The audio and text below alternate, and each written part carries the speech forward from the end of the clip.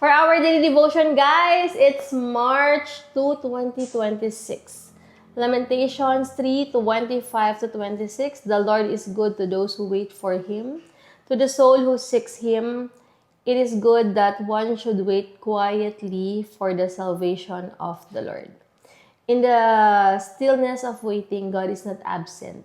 He is preparing. During waiting season, God draws me closer, teaches patience so that when His goodness is revealed, my heart overflows with gratitude. Totoo to, guys. Yung waiting season talaga natin, ito yung minomold talaga tayo. Like ako, guys, kapag may pupunta na okay, may mga kapwa online sellers ako, or online seller na napapadaan sa video ko, sabihin nila or sa live ko, paano po magkaroon ng ganitong views, ganito, ganyan, sa loob-loob, sinasabi ko lang din na grabe rin yung pinagdaanan ko bago ko makapunta dito sa kung ano man meron ako. Kasi ang dami ko talagang pinagdaanan, guys, from 5 views lang to 10 to 20.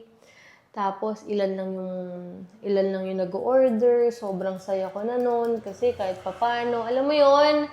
But, ang dami kong pinagdaanan, ang dami ko na rin binenta, ang dami ko na saan-saan ako napadpad na mga kung ano-ano dyan, guys. Pero, yung season na yon na hindi ako talaga nag-give up, na sabi ko, may mga times pa na, Lord, para saan ba ako? Ano ba talagang gagawin ko? Kasi, ano na lahat ginagawa ko na, but parang wala. Pero grabe pag yung nakita ni Lord na faithful ka, na nagpasensya ka, nagtiwala ka sa Kanya, yung faith mo, grabe, ang daming bagay talaga na magugulat ka na, Lord, grabe, deserve ko ba to? Lord, ba't ka dito?